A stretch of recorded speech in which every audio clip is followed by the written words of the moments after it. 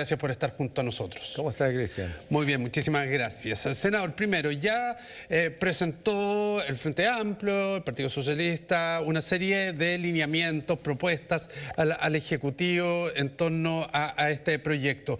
¿Forma parte de la democracia cristiana esas propuestas?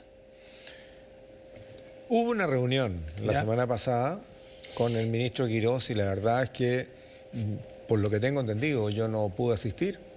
Más bien fue un monólogo más que un diálogo de ida y vuelta en donde se exponen los puntos, el otro plantea, se negocia, se conversa cómo avanzar, pero aquí, por lo que se nos ha informado, la verdad es que no ha habido ninguna señal por parte del gobierno de modificar la propuesta original. Y esto, así las cosas, entonces nuestra bancada sigue con la decisión tomada de rechazar la idea de legislar, por cuanto particularmente lo que es la reforma tributaria no nos da ninguna certeza, al revés, al revés. ¿Y por qué rechazar la idea de legislar y no dar la pelea después en la discusión propiamente tal?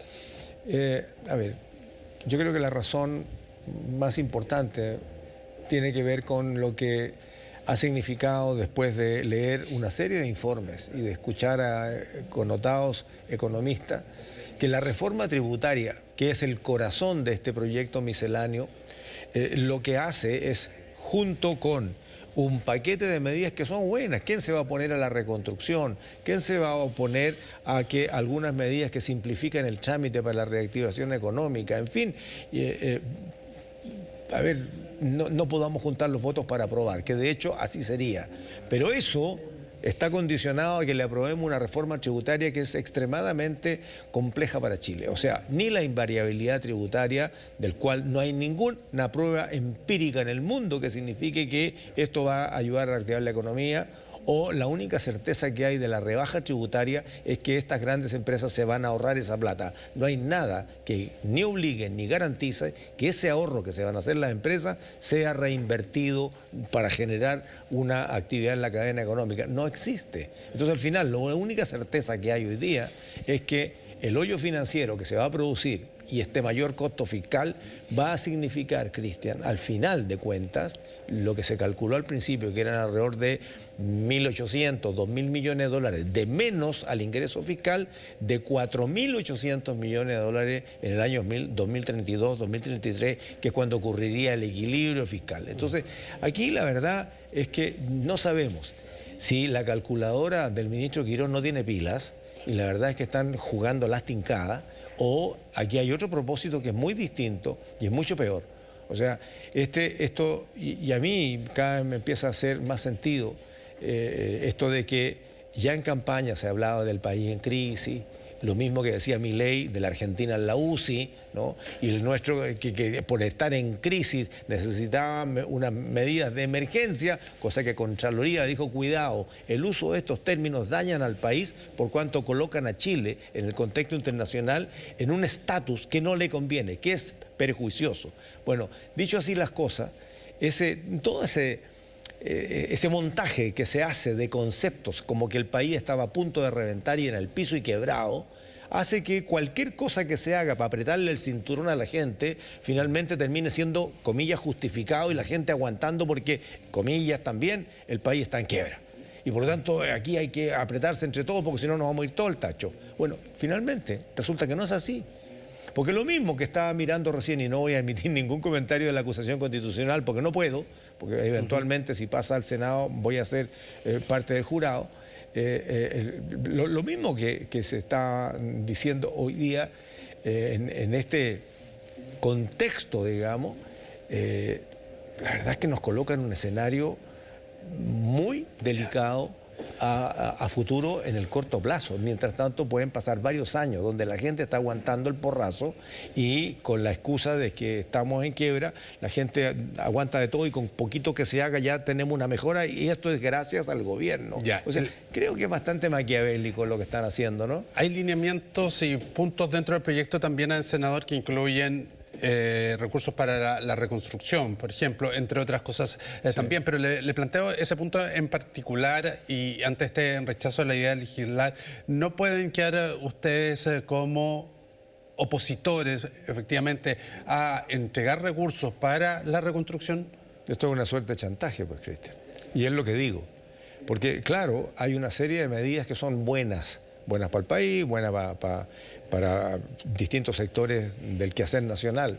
Y eso estamos disponibles para apoyarlo. Y lo que le hemos dicho desde el principio al gobierno, su reforma tributaria es tremendamente peligrosa. Separemos el proyecto, saquemos todo lo que no tenga que ver con reforma tributaria y votémoslo. Y lo más seguro es que en la mayoría de los casos podamos tener votos favorables, ¿no? Excepto lo que significa postergar la gratuidad para nuevos establecimientos, lo que significa hoy día una duda, una más bien incertidumbre, una discrepancia que hay con la sala cuna universal, y hay otras materias. Pero en general hay varios proyectos que están dentro de la miscelánea que son posibles de apoyar. Pero mientras tanto esté este riesgo país de una reforma tributaria peligrosa, nosotros estamos obligados a decir, no, cuidado, porque así aquí nos hipotecamos todo. O sea, generar una invariabilidad tributaria, una rebajita poca, como la que se está planteando, ¿no? que está muy lejos de ser poca, y asegurarla por 25 años y dejarla fija. Ya, pero constitucionalmente. Eso no puede ser parte de la negociación, no puede ser parte de la conversación en el caso de que se llegara a apoyar, y pensando en que hoy día el desarrollo de un proyecto con el objetivo que este busca detrás, que es generar mayor actividad, que buscar mayores puestos de trabajo, sí requiere cierta invariabilidad tributaria para quienes están invirtiendo, y no que en 4 años más haya un cambio total en condiciones. No, al revés. Al revés, mire, han habido grupos de economistas. No voy a hablar solamente del Consejo Fiscal Autónomo, que partió con 7 advertencias del por qué este proyecto de reforma tributaria, porque concentremos en la reforma tributaria, si el resto de las cosas están buenas, y le hemos dicho al gobierno, se las vamos a votar a favor, pero sáquenlas de aquí, discutamos la reforma tributaria. Solo un paréntesis, senador. Ahora, usted habla de reforma tributaria descartando cualquier posibilidad de rebaja de impuesto corporativo, no negociando o no que sea menos o no con alguna medida compensatoria como se planteó en la administración anterior y como se ha planteado también dentro de la oposición también. Sí, mire, estaba justamente revisando algunos apuntes que tenía y de verdad son hartos puntos que no solamente reflejan lo que acabo de mencionar, sino que además de cálculos mal hechos. Y así como se han estado criticando al gobierno anterior por algunas imprecisiones, yo diría que aquí hay cálculos mal hechos, derechamente. Hay compromisos que no tienen respaldo financiero, no están establecidos los costos, para empezar. Luego, la invariabilidad tributaria, no hay ningún dato real en ninguna parte que esto signifique efectivamente aseguramiento de crecimiento económico. La rebaja tributaria, dije que tampoco, ¿no? Y hay una serie de otros contenidos dentro de la propia propuesta de reforma tributaria que no se contiene por sí misma, y hay errores matemáticos, ¿no? Entonces, bueno, la única posibilidad de sentarnos a conversar, si es que el gobierno, a ver, estamos hablando, cuando digo el gobierno, estoy hablando del ministro Guiró, manifestar la voluntad de verdad de escuchar y de entender, pero hasta el momento las conversaciones que han habido, y la última, la que tuvo con nuestra bancada, no se ve esa disposición a conversar, pero a conversar para que escuche, entienda lo que le estamos tratando de decir y lo que le han dicho muchos expertos, y no necesariamente desde oposición. Hay gente de su sector que le está diciendo lo mismo, que entienden esta materia, ¿no? Que es muy compleja. Y la verdad es que nada los hace cambiar. Entonces, en esa postura, nada asegura que si se aprueba en general, en el debate en particular volvamos a tener la misma actitud, porque si es así, entonces ¿para qué perdemos tiempo? Y esto, de verdad, Cristian, yo creo que es peligroso para Chile, es dañino para Chile.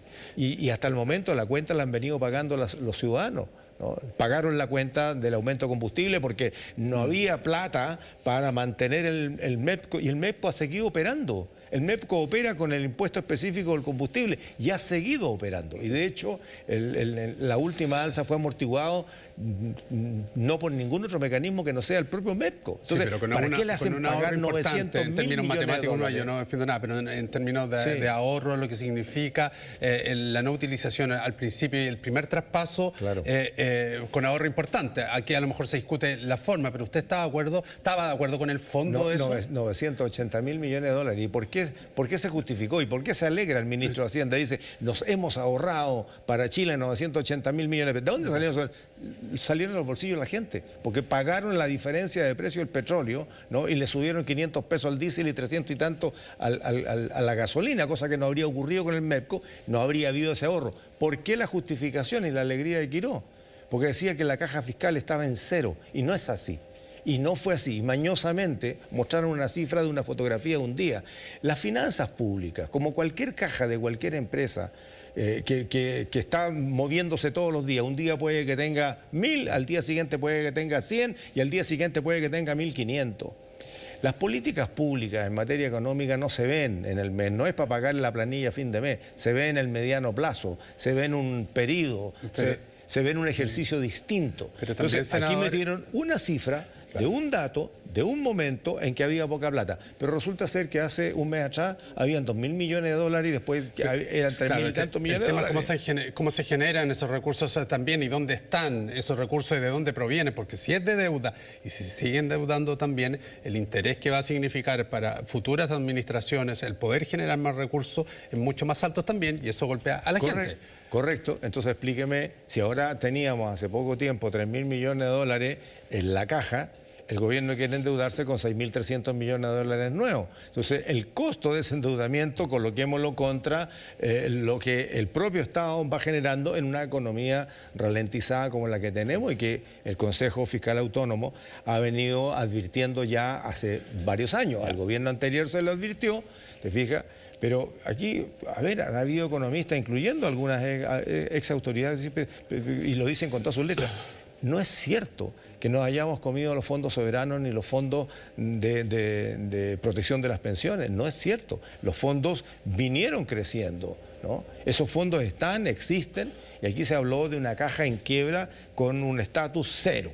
Y por esa razón, bueno, ahora no hay cómo pagar ni cómo amortiguar el cambio de los valores de combustible, entonces que lo pague la ciudadanía. La ciudadanía lo hizo. Se ahorraron 9.800 millones, 980 millones de dólares, y finalmente la pregunta es, ¿y por qué lo hicimos? Si al final de cuentas habían ahorro y el Estado podía absorber y no la ciudadanía. Senador, volvamos al proyecto propiamente tal y a la contingencia que es lo que va a ocurrir el día miércoles. ¿Qué pasa, senador, si se llega, porque a diferencia de la acusación inconstitucional, yo lo planteaba ahí, hay proyecciones mucho más optimistas el día miércoles de aprobación de la idea de legislar? ¿En qué pie quedan quienes rechazan la idea de legislar al momento de discutir? En el pie de la honestidad con lo que creemos y con lo que pensamos.